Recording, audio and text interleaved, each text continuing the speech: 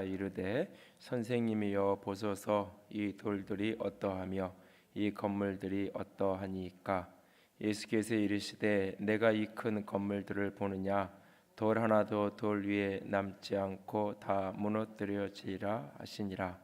예수께서 감람산에서 성전을 마주 대하여 앉으셨을 때에 베드로와 야고보와 요한과 안드레가 조용히 묻되 우리에게 이르소서 어느 때에 이런 일이 있겠사오며 이 모든 일이 이루어지려 할 때에 무슨 징조가 있사오리이까. 아멘.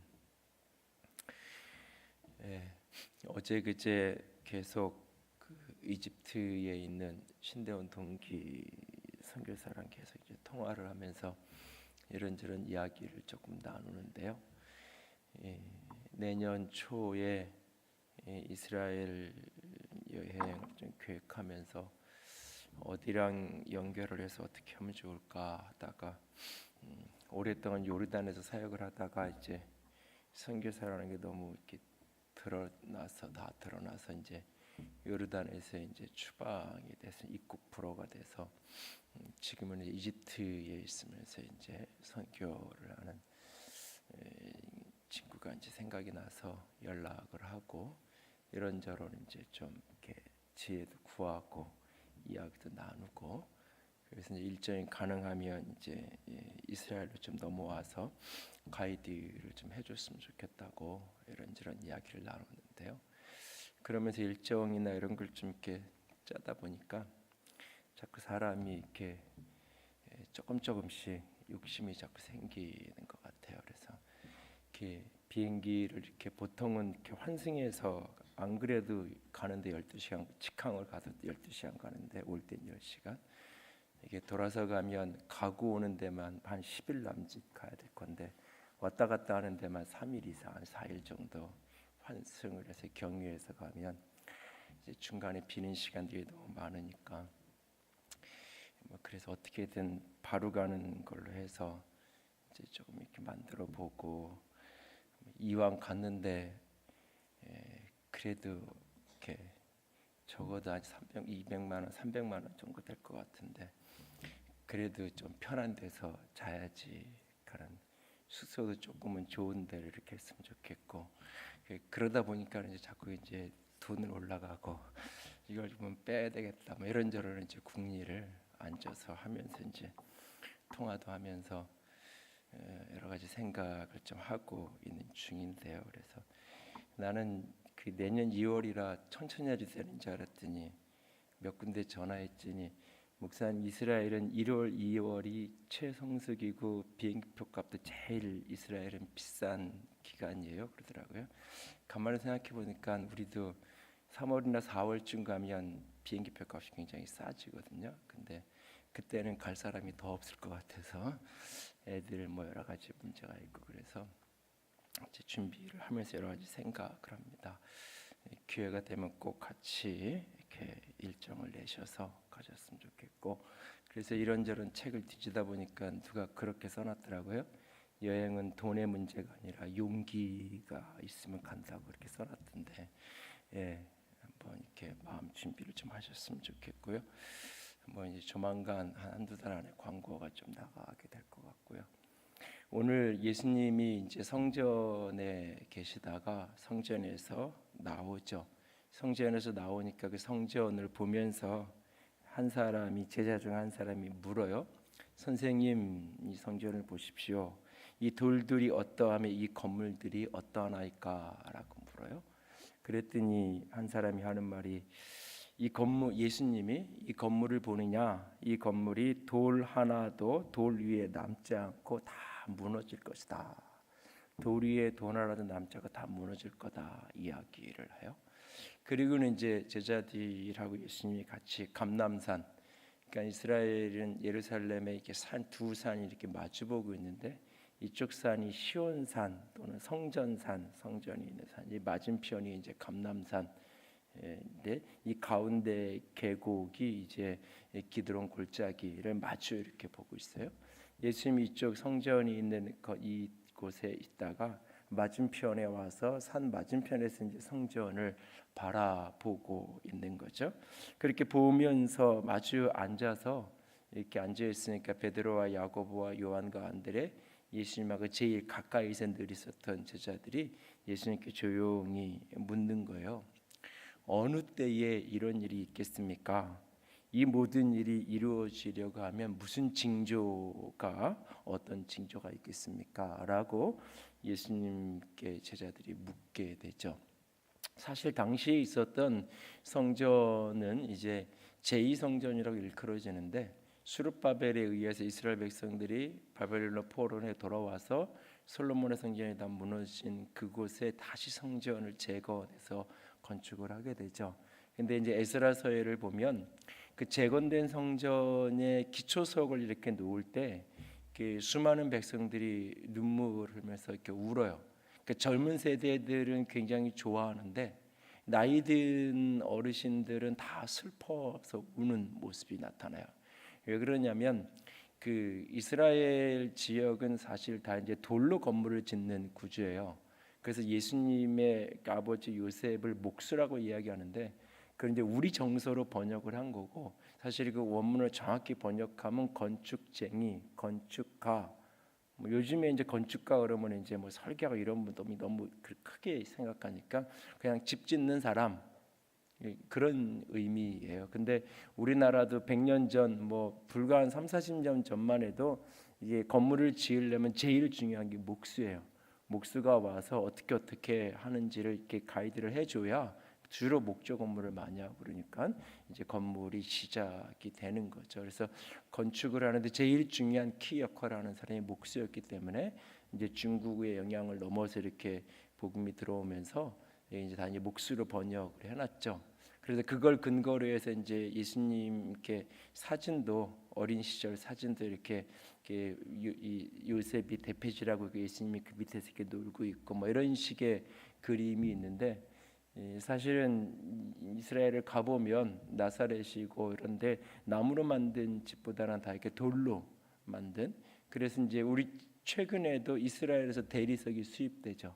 그래서 이스라엘 대리석으로 이제 건물을 짓기도 하고 이제 제가 아는 어떤 교회도 이제 이 건축을 이스라엘 대리석으로 이제 외벽을 싹 이제 붙이기도 하고 이제 그렇기도 하는데 그러니까 이게 건축을 하는 게 그러니까 석공의 엄밀한 의미는 그렇게 이제 돌로 집을 짓는 거죠. 성전도 다 그렇게 외부가 돌로 이렇게 올라가 있어요. 근데 이제 그 처음 성전을 스룹바벨에 의해서 재건된 것은 굉장히 솔로몬의 성전에 비하면 굉장히 초라하고 작은 거예요. 그 작은 성전을 보면서 옛날에 큰 성전을 기억하던 사람들은 그리고 그것에 대한 이야기를 많이 들었던 사람들은 안타까워서 울고 하나님의 집을 짓는데 너무 작게 하는 것 때문에 그런데 이제 젊은 세대 어린 세대들은 그것을 할 수 있다라는 것 때문에 그거 하나로 이제 기뻐하고 그런 자기 울음소리와 웃음소리 기쁨의 소리와 슬픔의 소리가 같이 공존하고 있는 같이 나타나는 게 에스라서의 성전 기초석을 놓을 때 장면이 보면 나타나죠. 그렇게 사실 스룹바벨이 지었던 성전은 굉장히 초라하고 작은 모습이었어요. 솔로몬의 성전에 비교하면. 그런데 이게 이제 역사를 흘러가면서 예수님 시대 그 전후로 해서 이제 헤롯이 이제 이 이스라엘 지역의 로마의 식민지의 분봉왕, 식민지 치하이기 때문에 총독이 파견돼 로마로부터 파견되어 있지만 일정한 행정권과 정치적인 영향력을 가지고 있는 로마에서 인정하는 그런 어떤 왕.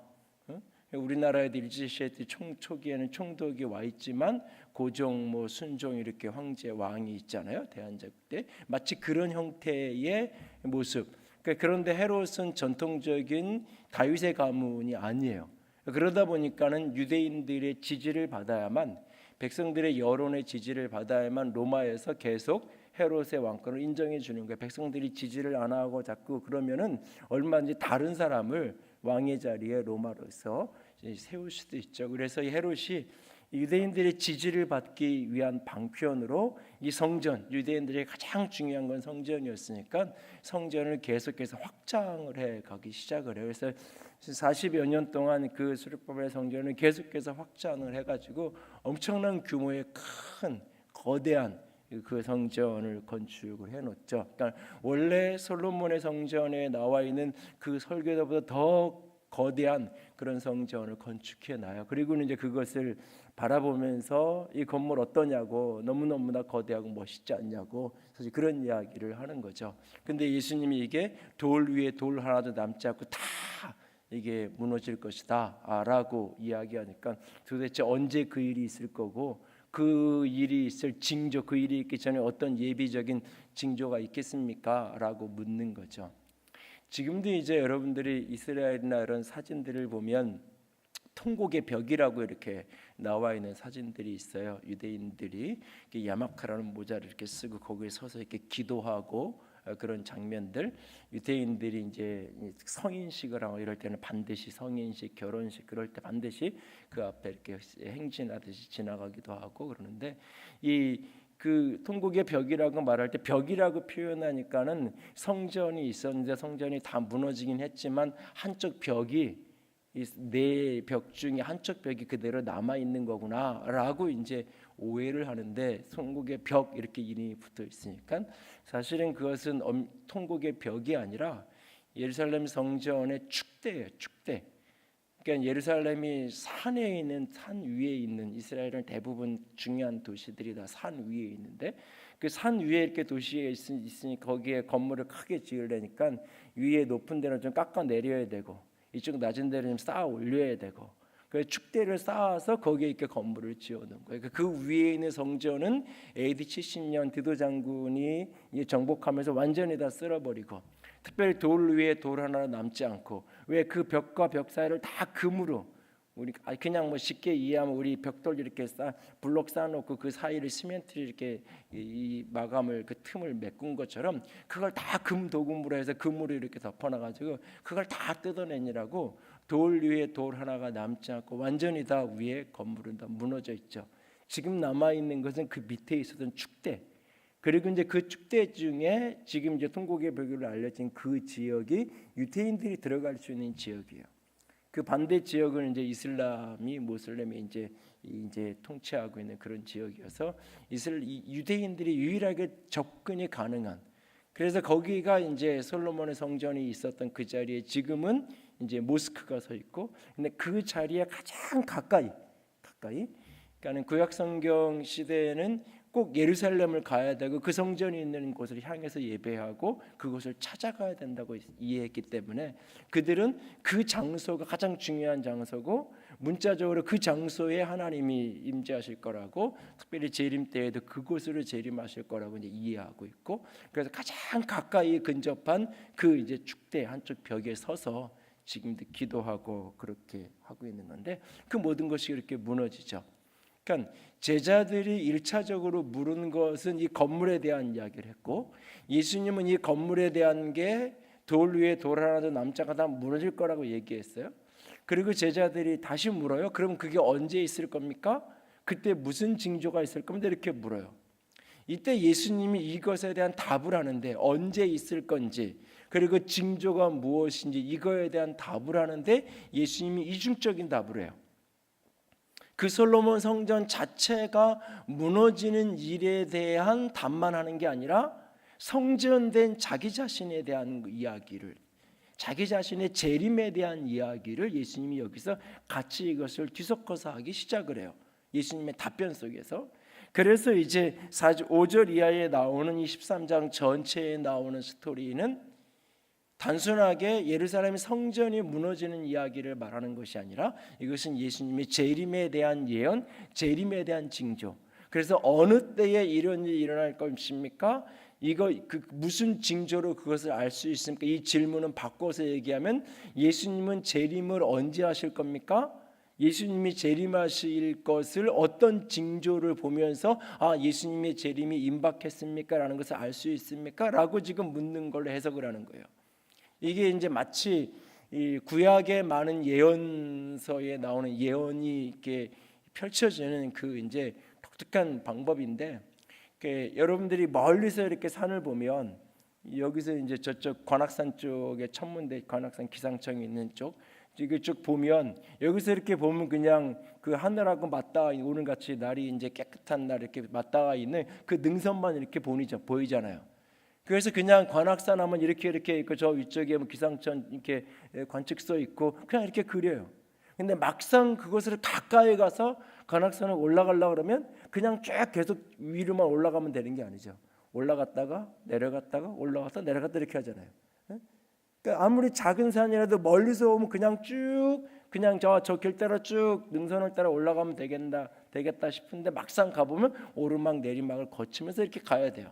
산과 산 사이에 봉우리와 봉우리 사이에 계곡이 있고 그 간격이 이렇게 벌어져 있는 것처럼 멀리서 오면 하나인데 가까이 가서 보면 그것이 이렇게 벌어져 있는 것처럼 구약의 선지서의 많은 예언도 그렇고 예수님이 지금 이렇게 이 미래를 향하여 예언하신 예언도 현재와 미래가 같이 이렇게 뒤엉켜 있어요.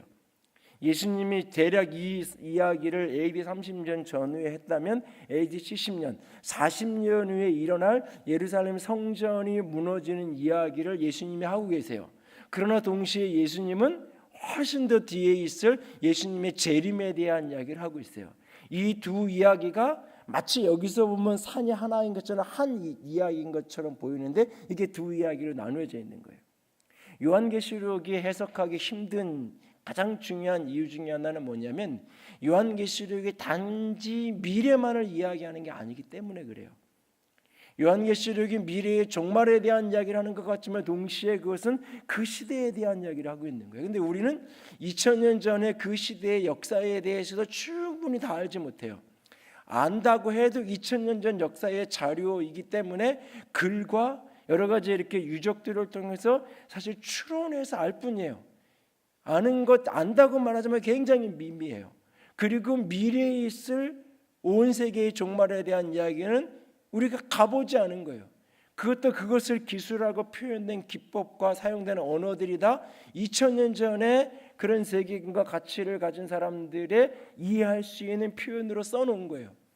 그러다 보니까 이게 이제 그 시대의 역사도 우리에게는 잘 모르고 미래의 이야기는 여전히 가려져 있고 미래의 이야기를 하는데 그 이야기를 오늘날 우리가 알아듣는 모습으로 설명을 하는 게 아니라 2000년 전에 그들이 알아듣는 표현으로. 그래서 열두 진주문, 황금길 이런 그 시대의 사람들이 요즘에 생각해 보세요, 여러분.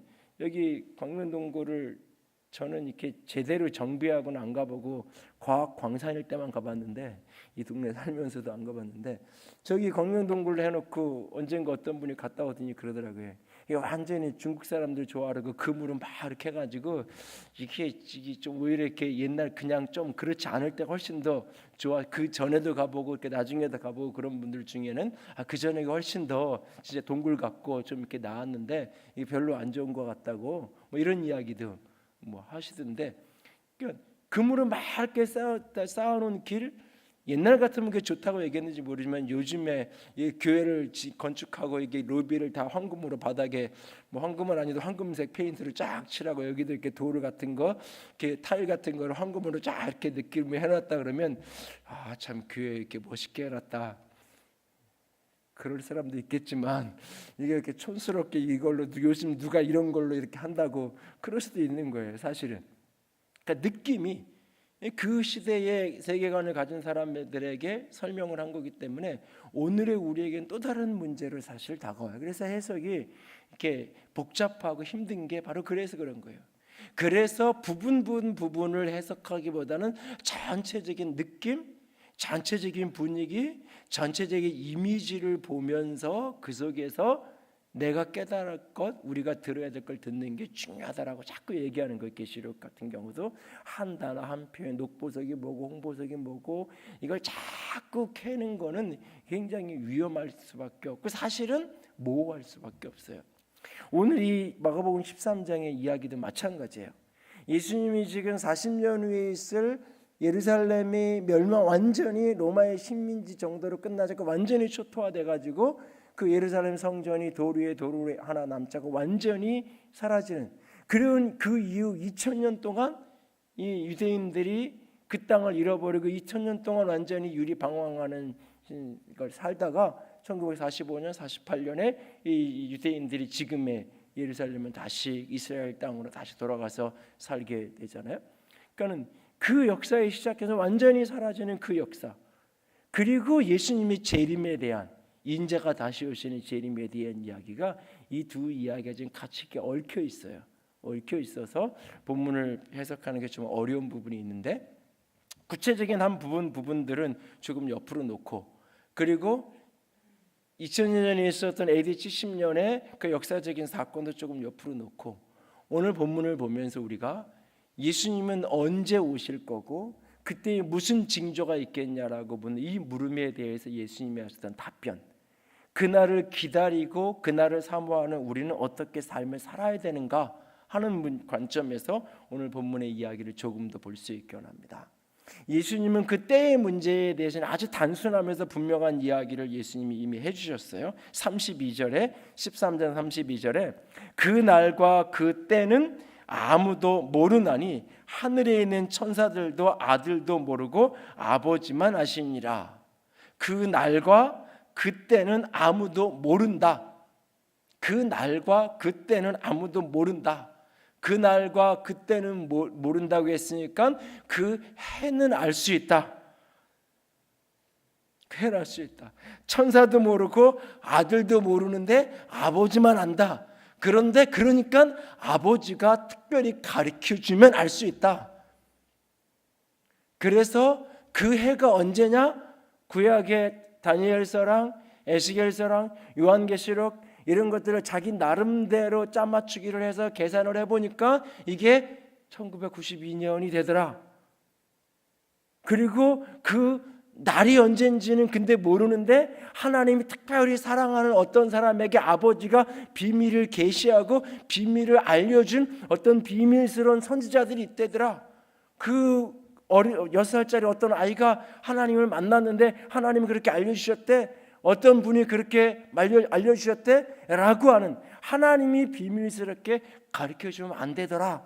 그런데 뭐라고 얘기했느냐? 10월 28일이라 그랬대. 이래가지고 이제 1992년 10월 28일 그 다민성교 종말론이 나오는 거예요. 그러니까 분명히 성경에 그 날과 그 때는 모른다 그랬는데 어떻게 알 수 있느냐 그러니까 성경에 그 날과 그때 그 시를 모른다 그랬지 해도 모른다 그랬냐? 해는 얼마든지 알 수 있다. 그 연도는 이렇게 구약의 역사, 이스라엘 역사와 이런 예언들을 자기 나름대로 이렇게 짜맞추기를 해가지고 이게 이제 1999년을 종말이라고 이해하는 거예요. 예수님의 재림으로 세기 말적인 사상 속에서 거기서부터 7년을 역산을 해서 7년 동안 대환란이 올 거기 때문에 대환란 전에 92년에 주님이 오셔서 휴거를 하고 휴거 못한 사람이 대환란이 이 땅에 7년을 겪고 1999년에 이 지구의 종말이 올 거다라는 세기 말적인 그런 사상이 밑에 깔려가지고 그런 식으로 해석을 하는 거예요.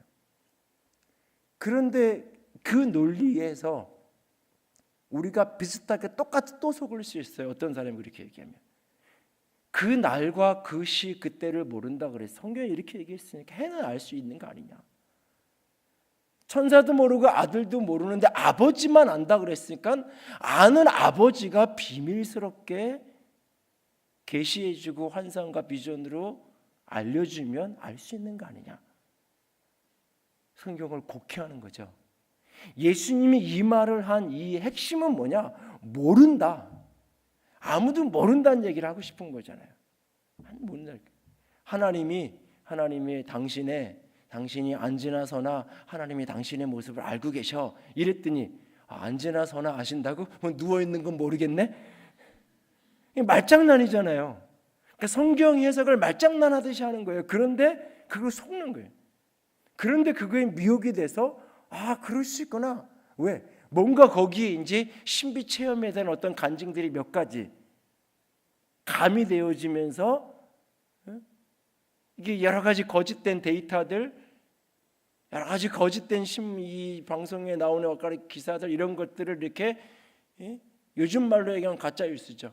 그런 것들이 조합된 것들을 이렇게 보다 보면, 그리고 늘 그런 것만 계속 반복적으로 이렇게 그런데 사람이 그런 정보에 노출돼 있다 보면 그게 진짜 맞는 것처럼 느껴지는, 그렇게 미혹되고 속게 되는 거죠. 예수님이 얘기하신 것은 지금 초점이 날과 시는 모르는데 해는 알 수 있다 이런 말장난이 아니라 그 날에 대해 그 때에 대해서는 너 관심 갖지 마. 그때는 내 영역도 아니야. 하나님의 아들인 내 소관도 아니고 그때에 대한 건 오직 아버지만 아실 뿐이야. 그 말은 아버지의 전적인 주권에 있는 거야. 주권에. 하나님의 계획표가 딱 있어서 2099년 1999년 몇 날 하나님이 딱 이렇게 정해놓고 거기서부터 역사를 쫙 하면서 역사를 움직여가는 게 아니에요. 하나님의 절대 주권에 있는 거예요. 그날로 정하셨다라고도 하나님이 때로는 미루기도 하시고요. 얼마든지 당기실 수 있고요. 하나님의 절대 주권 속에 있는 거예요. 그거는 하나님의 절대 주권에 있다라는 의미를 예수님이 강조하는 거고, 너는 그때에 대해서는 자꾸 묻고 관심 갖지 마. 이게 예수님이 말씀하시고 싶은 핵심이에요.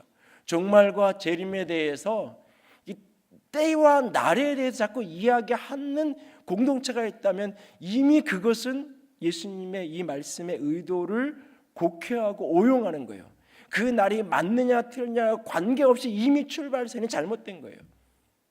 여호와 증인도 안식교도 다 종말의 날짜를 예언하는 것으로 시작이 되고 그것으로부터 왜곡되기 시작한 거예요. 그러니까 그 날을 자꾸 이야기하고 그 때를 이야기하는. 그래서 요즘에는 이제 이런 어떤 날짜를 예언하는 게 자꾸 틀리니까 그래서 이제 어려움이 생기니까 진짜 그렇게 기다렸다가 그 날이 안 와가지고 이렇게 낭피를 겪는 일들이 빈번하게 여기저기서 역사 속에서 이 20세기 말 20세기 이후로 계속 있으니까 이단도 그 날짜를 예언하고 그 때를 그 몇 년 몇 달 며칠 종말이 온다 이렇게 예언하고 이렇게 해서 사람을 미혹하는 건 잘 안 해요. 요즘엔 어떻게 이야기하냐면 이제 14만 4천이라는 구약 계시록의 이야기를 인용하면서 자꾸 어떻게 이야기하냐면 어떤 조건을 제시하고 그 조건이 충족되면 예수님이 오신다라고 얘기하는 거예요. 조건을 제시한 다음에 조건이 충족되면 예수님이 재림하신다라는 조건적인 시한부 종말론을 이야기하는 거예요. 그 대표적인 게 뭐냐면 14만 4천.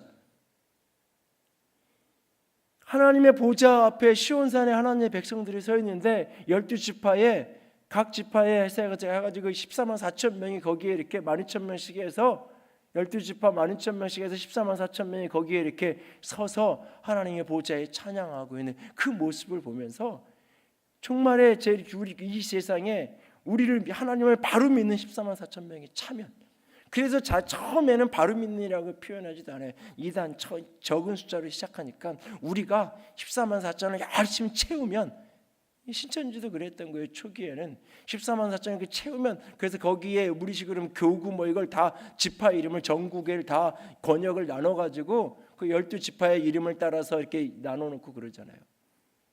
12사도와 12지파 이름을 사용해서.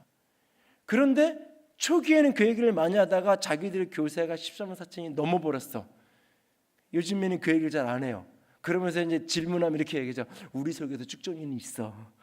우리 속에도 축종이 있으니까 한동안은 14만 4천을 열심히 채워야 된다고. 이걸 채우면 예수님이 재림할 거라고. 동일한 논리를 복음주의 교회에서도 왜곡되게 쓸 수 있어요. 선교에 대한 불필요한 강조, 선교는 해야 되고 선교를 위해서 우리가 헌신해야 되고 부르심에 따라서 선교사로 보내는 선교사 가는 선교사가 되어야 돼요. 근데 이걸 불필요하게 종말론하고 연결시키는 거예요. 우리가 세계복음화를 하루라도 빨리 해야 주님의 재림을 앞당길 수 있는 것처럼, 우리가 조금 더 빨리 전도를 해야 주님의 재림을 앞당길 수 있는 어떤 것처럼 자꾸 만드는 거예요. 내가 땅끝까지 복음이 증거되어지면 내가 올 것이라고 얘기하신, 이것이 과거에는 땅끝을 지리적으로 자꾸 해석했잖아요. 지리적으로 땅끝으로 가야 된다고. 이제는 지리적인 땅끝이 없잖아요. 지리가 둥근 게 확인됐고 어디가 땅끝인지도 모르잖아요. 예루살렘에서 복음이 출발해서 땅끝으로 가야 되는데 끝이 어디예요? 예루살렘이 땅끝이에요. 원이니까 끝이 어디냐면 내가 서 있는 이 자리가 사실은 끝이에요. 돌면 계속 끝으로 가면 내가 서 있는 자리로 되돌아오는 거예요. 역설적으로 사실은 땅끝이 더 이상 땅끝이 없잖아요. 전 세계 어디에도. 심지어는 저 핍박 1위고 북한에도 어쨌든 공식적인 교회가 있잖아요. 공식적인 교회는 다 가짜라고 부정한다 치더라도 그곳에도 지하에 그리스도인이 있다 그러고 많은 탈북자들이 다시 복음을 듣고 자기 가족들에게 복음을 전하겠다고 생명을 걸고 그곳에 들어가서 지역교회를 하는 사람들이 있고, 국정방송 단파 라디오를 듣고 거기서 설교를 듣고 베껴 적어가면서 그렇게 신앙생활을 하는 사람들이 지금도 있다고 그러잖아요. 그 오래된 찬송과 가사를 보면서 소리 내어서 말하지 못하니까 우리 같이 찬양합시다 그러는데 눈으로만 찬양을 하는 거예요. 소리가 나가면 안 되니까. 샘터 모임한다고 모여 앉아서 찬양합시다라고 찬양을 하는데 찬송과 가사를 펼쳐놓고 그냥 눈으로만 마디마디 숨소리 하나 새나가지 못하게 하면서 그렇게 예배하는 사람이 그 땅에도 있다고 그러잖아요. 그럼 땅끝이 도대체 어디 있냐는 얘기죠. 지리적인 땅끝은 더 이상 땅끝이 없어요. 그러니까 이제 얘기하죠. 미전도 적석이 있다. 유전도 적석이 있다. 아니 그들의 언어로 번역이 돼야 된다. 그러니까 자꾸 땅끝까지 되면 이게 땅끝의 개념 이런 개념들을 자꾸 문자적으로 해석을 해가지고 이걸 불필요한 우리가 복음을 들고 땅까지 가야 된다. 우리가 우리의 사명을 다해서 헌신해야 된다. 땅끝이라는 말은 때로 직위적인 의미이기도 하지만 사회적인 의미이기도 하고 그래서 이걸 구석구석 저 높은 고위층뿐만 아니라 저 낮고 천한 자에게도 우리가 복음을 들고 가야 된다. 여러 가지 의미로 해석하고 그 일에 우리가 헌신해야 된다. 같이 격려하고 같이 또 헌신하게 하고 헌신해야 하는 거 맞아요. 그런데 이걸 불필요하게 종말론하고 자꾸 너무 빨리 끄집어 와서 연결시키면 안 돼요. 내가 뭔가를 열심히 하면 교회가 전도를 열심히 하면 주님의 재림을 앞당길 수 있는 것처럼 아니에요. 예수님은 재림을 앞당기기 위해서 복음을 전하라고 말한 게 아니에요. 우리가 시한부 종말론자의 논리를 비슷한 패턴으로 교회 안에서 오용할 수 있어요. 그렇게 올 거니까 우리가 다른 일 하면 안 되고 우리가 지금 먹고 사는 거 걱정하게 생긴 게 아니고 지금 우리가 지금 세상 일에 이럴 게 아니고 우리가 다 선교사가 돼야 돼. 이런 식으로 오해할 수 있다는 거예요. 잘못하면. 교회 바깥에 있는 이단의 종말론이 아니어도 우리 안에 잘못하면 왜곡된 자꾸 조건적 시한부 종말론, 이전에는 날짜를 제시하는 시한부 종말, 그래서 그날을 기다리게 만드는 이런 모습이었다면 이제는 조건부 시한부 종말론이 자꾸 나타나요. 그 날에 대한. 근데 주님은 날에 대해서는 관심 갖지 말라는 거예요. 날이 언제일지 그것은 전적으로 하나님의 판단이에요.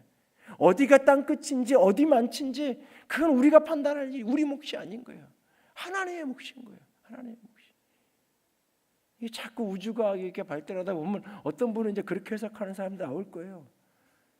땅끝은 지구를 얘기하는 게 아니라고. 저 은하계 저 반대편에 지구랑 똑같은 어떤 별이 있을 거고 거기에도 인류가 있을 거라고. 우리가 거기에 가서 로켓 타고 가가지고 복음을 전해야 된다고. 이런 얘기가 꿈 같은 얘기 같지만 언젠가도 나올 수도 있어요. 이걸 자꾸 종말론하고 너무 지나치게 연결시키면 신앙의 왜곡이 나타날 수 있는 거예요. 그 날과 때에 대해서 하나님은 하나님의 주권에 있다고 예수님이 말해요. 그러면 징조와 관련해서 뭐라고 얘기하느냐? 첫 번째 주님이 하고 싶은 말씀은 미혹되지 말라는 거예요. 징조와 관련된 여러 이야기. 내가 왔다. 내가 그다. 누군가가 나타나서 내가 메시아다. 내가 재림주다 라고 이야기하는데 속지 말라. 미혹되지 말라. 여기저기에 지진과 자연재해와 수많은 어려움들이 닥칠 건데 그럴 때 두려워하지 말아라. 그런 일이 있어야 되는 건 맞는데 그것은 재난의 끝이 아니라 시작이다.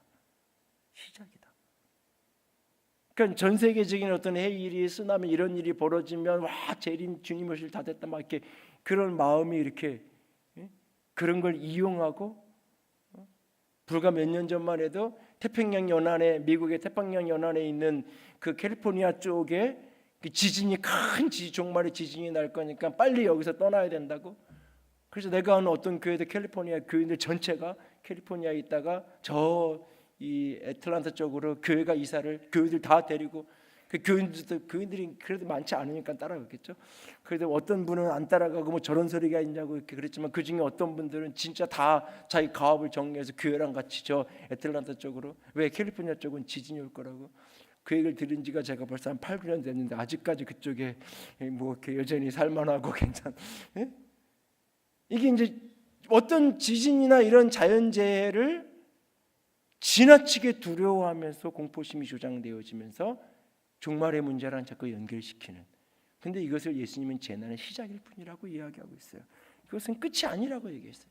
민족들과 민족이, 나라와 나라와 전쟁이, 모든 것이 있어야 될 일이 있는 것뿐이지, 있어야 될 일이 있는 것뿐이지, 그것 때문에 불안해하고 두려워하고 놀라고, 그래서 무언가 어딘가 안전한 곳을 찾아다니려고 애쓰고 그러지 말라고 이야기하는 거예요.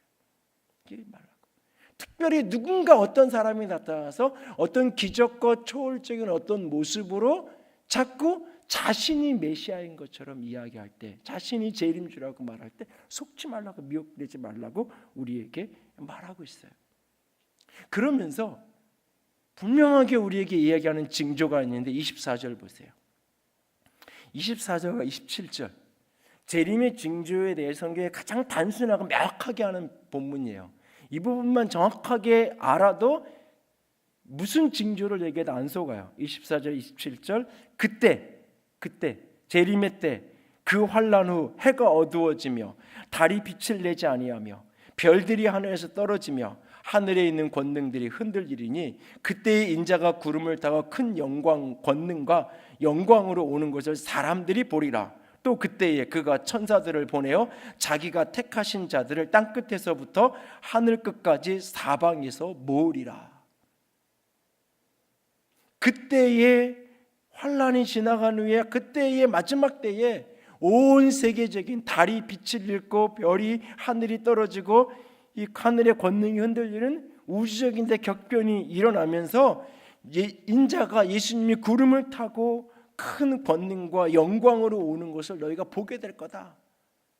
보게 될 거다. 이것도 구름을 타고 온다 그러니까 손오공처럼 이렇게 오는 걸로 이해하시면 안 돼요. 한국의 손오공으로 이렇게 오면요, 저 호주에서는 안 보여요. 안 보여요. 시차도 다 달라요. 여기는 낮인데 저쪽은 밤이잖아요. 어떻게 하려고. 이거 인공위성은 누가 그래? 인공위성으로 생중계가 돼서 전 세계에서 다 보게 될 거라고. 이게 2000년 전의 세계관, 지구가 평평하고 이런 세계관을 가지고 있을 때는 그렇게 이해를 했는지 모르지만 성경의 구름은 하나님의 영광을 가려놓는 거예요. 인간의 죄성과 연약함이 하나님의 영광을 직접 보면 그 영광을 견딜 수가 없어요. 그래서 하나님의 영광이 임한 곳에 항상 구름이 같이 임하는 거예요. 그래서 구름과 영광이 때로는 동의어리 이해, 우리가 인간이 보는 건 구름밖에 보이지 않으니까. 마치 커튼이 이렇게 커튼 너머에 그분이 계신데 우리가 그분을 볼 자격이 없으니까 커튼 너머에서 그분의 실루엣만 보고 거기서 하는 말만 듣는 것처럼, 마치 그런 것처럼 구약의 구름은 자체가 영광을 하고 이야기하지만 사실은 그 너머가 진정한 영광이 있는 거예요. 희미하게 가려놓는 거예요. 그래서 그 영광의 빛이 한번 이렇게 걸러져서 와서 죄인 있는 이 육신을 입은 우리가 그걸 견딜 수 있게끔 안전장치로 만들어 놓은 거예요. 그러니까 구름을 타고 오신다는 것은 이 영광으로 오시는, 구약에 나타나는 시내산에 임하시고 호렙산에 임하시되 그 영광의 모습으로 우리 가운데 오실 그 모습을 때로는 비유적으로, 상징적으로 설명해 주고 있는 거예요. 그게 구체적으로 실제적으로 어떤 것인지는 알 수 없어요. 그런데 분명한 것은 사람들이 보게 될 거예요. 누구나 보는 모습으로 올 거예요. 그리고 온 세계의 사람들을, 어떤 사람? 당신이 선택한 사람, 하나님이 선택한 사람, 하나님이 부르신 사람을 당신의 천사들을 보내서 하나님이 불러 모으실 거예요. 불러 모으실 거예요. 하나님이 그 사람들을 모으시고 사람들이 볼 수 있는 모습으로 오실 거예요. 온 세계는 격변이 일어나면서, 그것이 어떤 모습인지 모르지만 하늘이 빛을 잃고 별이 떨어지고, 이 말은 누구나 다 인식할 수 있는 거예요. 믿는 자든 믿지 않는 자는 누구나 다 놀라운 일이 벌어지는 것을 볼 수 있는 거예요. 근데 그 중에서 믿는 사람, 선택받은 사람, 그들을 주님이 불러 모으시겠다고 말씀하고 계세요. 이게 징조예요. 징조. 신박한 징조. 근데 이거는 나중에 대환란 끝의 이야기고, 그 전에, 대환란 전에 비밀스럽게 우리가 안전하게 모여야 되는 데가 있다. 이런 식으로 또 이제 미혹을 하면 그런가? 이제 그러면서 또 이제 헷갈리는데, 징조에 대해서는 그냥 단순하게 예수님이 얘기하고 있어요. 그러면 우리는 어떻게 살아야 되느냐? 어떻게 살아야 되느냐? 두 가지 이야기를 예수님은 하세요. 하나는 환난을 견뎌야 된다고 이야기하고, 두 번째는 깨어 있어야 된다고 이야기해요. 우리가 관심 가져야 될 것은 환난을 이야기해요. 그런데 환난은 피해가라고 우리에게 말하는 게 아니에요. 환난을 견뎌내야 된다고 말해요. 13절 보세요. 13절, 또 너희가 내 이름으로 말미암아 모든 사람에게 미움을 받을 것이냐, 끝까지 견디는 자는 구원을 받으리라. 여러분, 성경에서요, 유혹은 피하라 그래요. 유혹은, 특별히 이렇게 육체적인, 정욕적인, 어떤 성적인 이런 유혹은 피하라는 말을 성경이 자주 써요. 그런데 환난이라는 표현이 나올 때는 피하라는 표현을 잘 사용하지 않아요. 견디라는 표현을, 이기라는 표현을 더 많이 사용해요. 대부분이 종말과 재림과 관련된 많은 문맥의 이야기, 요한계시록 전체를 흐르는 이 마가복음 13장, 마태복음 24장, 25장, 이 종말에 대한 예언적인 메시지는 늘 그 속에는 환난에 대한 같이 맞물려 있어요.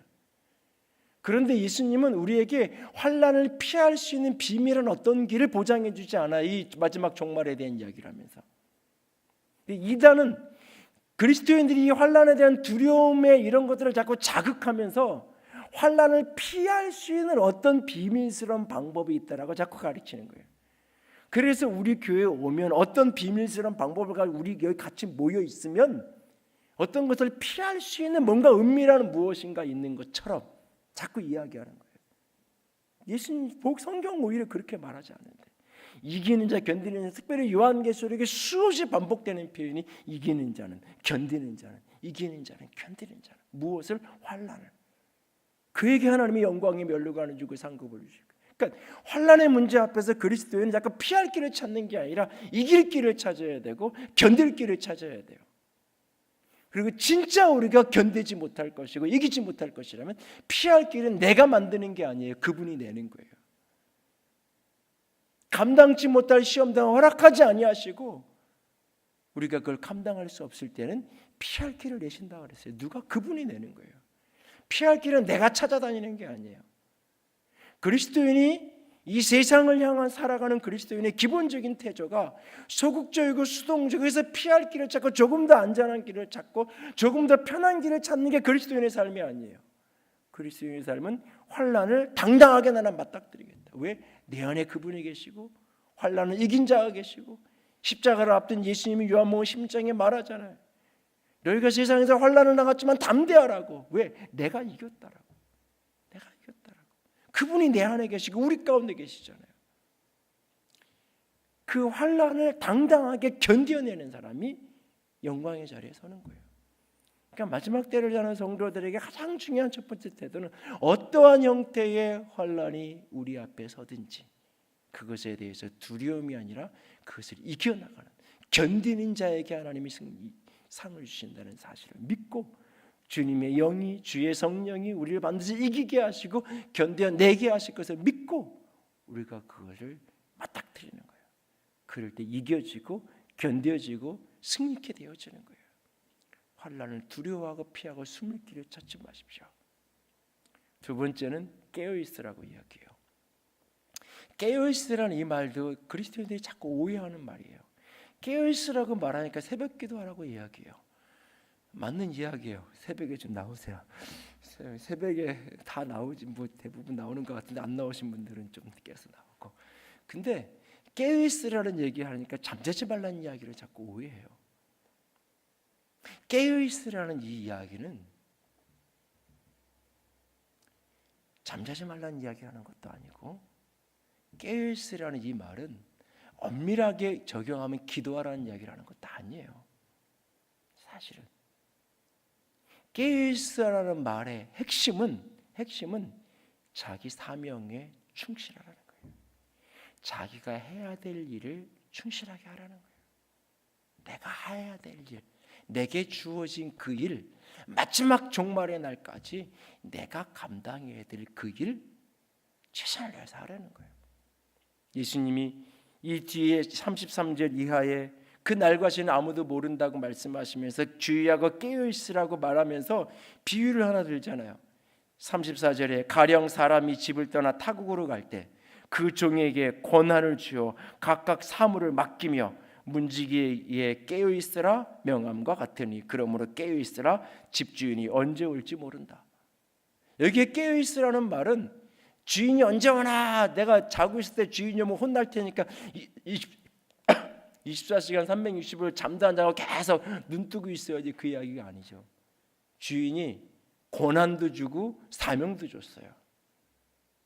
권한도 주고 사명도 줬어요.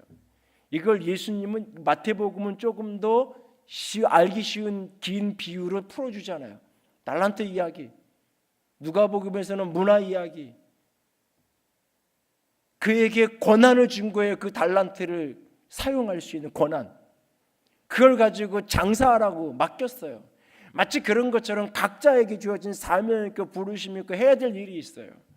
그 일을 주님 앞에 오늘 와서 그분이 계산을 해도 너 참 너 잘했다 라고 할 수 있는 삶을 오늘 살아가라고 이야기하는 거예요.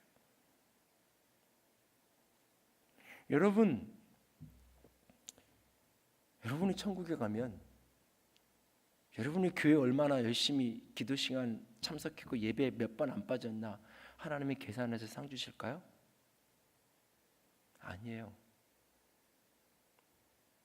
여러분이 엄마 역할 얼마나 잘했는지, 아이들 밥 얼마나 잘 챙겼는지, 아이들 클 때 그 나이에 그 자리 지켜야 될 얼마나 잘 지켰는지, 여러분이 일하는 직장에서 내가 처리하는 이 업무, 이 일들 얼마나 내가 최선을 다해서 그 일을 제대로 감당했는지, 1년에 주일 하루만 가지고 하나님이 내 삶을 평가하실까요? 아니에요. 일주일 내내를 가지고 평가하시는 거예요. 그런데 그게 자꾸 세상에 살다 보면 사람들이 안 보면 대강하고 싶고, 사람들이 나에게 잘해주고 인정하면 열심히 하지만 그거 없으면 적당히 하고 싶은 게 세상 일이에요. 눈 가리고 아웅하고 자꾸 그러고 싶은 거예요. 편할 때만, 드러나는 데만 하고 싶은 게 인간의 본성이에요. 그래서 내 육적으로 자꾸 세상을 살게 돼요. 집안 청소도 신방 온다 그러면 하는 거고, 그래서 어떤 분이 그러더라고요. 목사님 자주 좀 오라고. 어느 집 아들이 그래, 목사님 자주 좀 오라고. 왜? 그래 엄마가 반찬을 하고 엄마가 청소를 한다. 그게 그냥 농담처럼, 인사말하기 농담처럼 그냥 하는 말이면 괜찮은데, 그게 뼈 있는 이야기라면 생각해 볼 일인 거예요. 사실은 우리가 주일에 예배하고 하는 것은 이게 잘 안 되니까, 하나님 임재가 잃어버려져서 안 되니까 자꾸 눈 가리고 아웅하게 되고, 누가 볼 때는 하고 안 볼 때는 안 하게 되고, 이게 안 되니까 예배 때 나와서 하나님의 임재를 아주 회복하고 다시 그 자리를 가고, 일주일에 한 번 예배를 그게 자꾸 놓쳐지니까 매일매일 새벽에 기도하고 매일매일 성경 앞에 묵상하면서 내 삶을 하루하루를 하나님 앞에서 바르게 세워가기 위해서 씨름하는 거예요. 병든 사람은 우리가 인사해요. 오늘 아침 잘 먹었냐고. 아파서 그 죽한 그릇 제대로 못 먹이는 사람에게 전화하면 오늘 밥 먹었냐고 물어요. 밥 먹었다는 소리만 듣고서 감사해요. 회복되는구나, 건강하구나, 너무너무 좋아요. 근데 건강한 사람에게 전화해가지고 아침 먹었니? 점심 먹었니? 묻지 않아요. 그 얘기는 나 너한테 별로 할 말 없어, 이 얘기예요. 사실은 어쩌면 병들지도 않고 건강한 사람에게 아침에 밥 먹었냐고 물어요? 물을 수 있겠죠. 1년 내내 만날 때마다 우리 부인은 밥도 안 차려주고 맨날 나 시리얼로 먹는다, 뭐 그렇게 내가 얘기했던 친구를 내가 어느 날 통화하면, 야 오늘은 밥 먹었냐? 오늘은 밥 해주지? 이렇게 물을 수 있겠죠. 비정상인 상태에 묻는 거예요. 정상적인 상태는 아침에 밥 먹었니? 점심 밥 먹었니? 묻지 않아요. 그냥 궁금해서 어쩌다 한번 물을 수 있어도 그거 잘 묻지 않아요. 중요한 거 뭐냐? 오늘 오전에 너 해야 될 일이 뭐뭔데 그거 했니? 너 요즘에 힘든 일 없니? 그가 그렇게 밥 열심히 먹고 잠 잘 자면서 뭐 했는지를 묻는 거예요.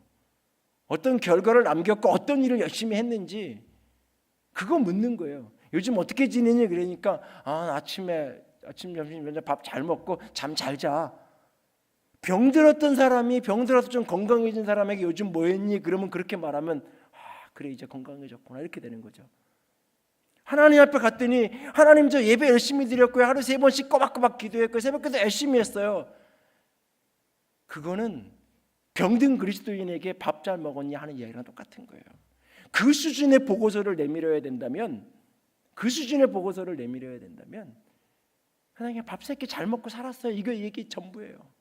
하나님이 원하는 것을 그렇게 말씀 먹어서 그렇게 신앙생활해서 그렇게 기도해서 그래서 가정에서 어떻게 살았는데 그래서 세상에서 어떻게 살았는데 네가 그렇게 기도하고 네가 그렇게 하나님 말씀 사랑하고 헌신하는 게 그게 삶에서 어떻게 열매를 맺었는데 일상생활에서 어떻게 그것이 흘러갔는데 이웃을 만나고 세상을 사는 삶에 어떻게 그게 영향력이 흘러갔는데 그래서 너의 삶을 보면서 말씀이 들어간 사람의 삶은 저거구나. 저렇게 교회를 사랑하고 저렇게 예배를 사모하는 사람의 삶은 저렇게 사는 거구나. 나도 우리 엄마처럼 그렇게 예배 중심으로 살아야 되겠다. 나도 저런 여자 만나야 되겠다 소원이 들어야 되잖아요. 아니 나는 신앙 좋은 여자 만나고 싶지 않아. 나는 교회 헌신된 여자 만나보고 싶지 않아. 나는 우리 애들은 나는 이렇게 나 같은 대접받으면서 키우고 싶지 않아. 그냥 나는 교회는 일주일에 한 번 가면 되고 그냥 가정에 충실하고 그런 여자 나는 만나고 싶어. 아들이 혹시 말하진 않아도 엄마한테 대놓고 그렇게 얘기하지 않아도 중심으로 그렇게 생각하고 산다면 내가 교회 와서 기도 열심히 하고 교회 중심으로 사는 게 과연 되돌아봐야 되는 얘기예요. 깨어있으라는 이야기는 교회 와서 살라는 이야기라는 게 아니에요. 깨어있으라는 얘기는 365일 기도만 하라는 이야기가 아니에요. 기도하는 마음으로 세상을 살려는 거예요. 기도하는 마음으로 일상을 살아가려는 거예요. 기도실 안에만 하나님이 계신 게 아니라 내 주방에도 길거리에도 친구들 모임에도 내 직장에도 거기에 예수님이 하나님이 계시니까 그 마음으로 거기서 살려는 거예요. 근데 이게 자꾸 잊어버려져요. 아무리 결심해도 잊어버려져요. 자꾸 놓쳐져요. 그러니까 예배당 와서 다시 한번 기도하고 하나님 그 잊어버리지 않게 해주세요. 다시 말씀 펼치고 하나님 말씀대로 살 수 있게 도와주세요. 그렇게 하고 또 세상으로 나아가는 거예요. 그리고 또 거기서 씨름하고 그러면서 세상을 살아가는 거예요. 그게 마지막 때를 사는 사람의 모임이에요. 마지막 때를 사는 사람. 그래서 이단은 종말을 잘못 가리키는 사람은 가정도 버리고 직장도 버리고 교회로 와야 된다고. 여기서 같이 살아야 된다고. 신천지 초기에 성경 공부 막 시작하면 아침 9시부터 밤 12시까지 성경 공부 시키잖아요. 직장에 뭐 다 포기한 채로 학생들 학업도 팽개친 채로 하나님께 헌신한다는 민영화예요. 그게 바로 이단이에요. 깨어있으라는 말을 왜곡되게 해석하니까. 근데 때로 우리도 깨어있으라는 말을 왜곡되게 해석해서 그렇게 생각할 수 있어요. 하나님 앞에 마지막 때를 사는 성도 어떤 환난에 대해서도 두려움이 아니라 당당함으로 그것을 견디어낼 수 있고 이겨내기를 소원하며 맞닥뜨릴 수 있게 원하고 오늘의 일상의 삶에 있어서 매일의 삶에 있어서 깨어있는 예배당 안에서만 깨어있는 것이 아니라 거리에서도 깨어있고 가정에서도 깨어있고 일터에서도 깨어있고 교인들 만난 자리에서만 깨어있는 게 아니라 동창을 만난 자리에서도 깨어있고 내가 성경 공부하고 묵상하는 큐티하는 시간만 깨어있는 게 아니라 내가 직장에 동료하고 회식하는 자리에서도 깨어있고 거기서도 하나님을 의식하고 하나님을 생각하고 내가 누군가 거래를 하고 도장을 찍어야 되는 그 순간에도 하나님 앞에 내가 깨어있는 성도로 살아가는 것. 그게 바로 마지막 때를 사는 성도의 모습이에요. 그 날과 그때에 대한 관심을 내려놓고 불필요한 이런저런 징조에 대한 이야기에 요동하지 말고 환난을 견디어내고 깨어있는 저와 여러분이 될 수 있기를 주님의 이름으로 부탁을 드립니다. 기도합시다. 말씀을 붙들고 우리 같이 기도하기 원합니다. 하나님 하나님 요동하지 않게 해주세요. 하나님, 여기저기에서 이런저런 종말에 대한 이야기가 떠돌아다닐 때 혼돈하지 않게 하시고 미혹되지 않게 하시고, 아버지 오직 주의 말씀을 기준으로 분명한 기준선을 가질 수 있게 해주시고, 환난을 두려워하지 않고 환난을 피할 길을 찾는 게 아니라 견디고 이기기를 원하는 자가 되게 하시고, 하나님 매일매일의 삶을 끼어서 사는 자가 되게 원합니다. 1년 365일 하나님의 임재를 의식하면서 하나님의 존재를 기억하면서 깨어있는 그리스도의 백성으로 살 수 있게 도와주세요. 그렇게 살기로 작정합니다. 같이 기도합니다. 사랑의 하나님, 영광의 하나님, 주님 사랑합니다. 아버지 앞에 늘 깨어있는 그리스도의 사람이 되기를 원합니다. 아버지 하나님, 환난을 견디는 자가 구원을 받을 것이라고 말씀하셨사오니 끝까지 이기는 자가 될 수 있게 원합니다. 아버지 하나님이 환난을 당할 때 담대하라고 말씀하셨습니다. 내가 세상을 이겼다고 하셨습니다. 주님이 이기셨기에 나도 이길 것을 믿습니다. 주님이 십자가를 부활로 이겼습니다. 주님이 십자가를 부활로 이겼습니다. 나도 모든 환난을 부활의 능력으로 이길 것을 믿습니다. 이김을 믿고 견디고 또 견디고 이기고 이기는 자가 되게 하여 주시옵소서. 마지막 순간까지 깨어있는 자가 되기 원합니다. 마지막 때까지 깨어있는 사람이 되기 원합니다. 깨어 그리스도의 길을 걸어가게 하시옵소서. 깨어 헌신되어지게 하시옵소서. 깨어 주님 앞에 아름다운 자리에 설 수 있도록 주님 우리를 붙들어 주시옵소서. 늘 주의 임재를 느끼고 주의 임재를 사랑하며 걸어가는 주의 백성 될 수 있도록 주님 우리 모두를 붙들어 주시옵소서. 하늘의 생명과 영광과 거룩함으로 주님 사로잡아 주시옵소서. 영광의 하나님, 주님 사랑합니다. 깨어 끝까지 이기는 자가 되기를 원합니다. 주여 속지 않게 하시고 성경을 왜곡되게 하고 곡해하는 모든 것을 지혜로 분별하게 하시고, 아버지 하나님 끝까지 이기는 자가 되게 하여 주시옵소서. 주의 이름으로 축복합니다. 우리 주님 예수님 이름으로 기도드렸습니다. 아멘. 이제는 우리 주 예수 그리스도의 은혜와 하나님 아버지의 놀라우신 사랑하심과 성령 하나님의 교통하시며 기름 부으시는 그 은혜가 오늘도 마지막 때를 깨어 견디고 이기는 자가 되기로 작정하는 모든 이들 위해 이제로부터 영원토록 함께 있을지어다. 아멘.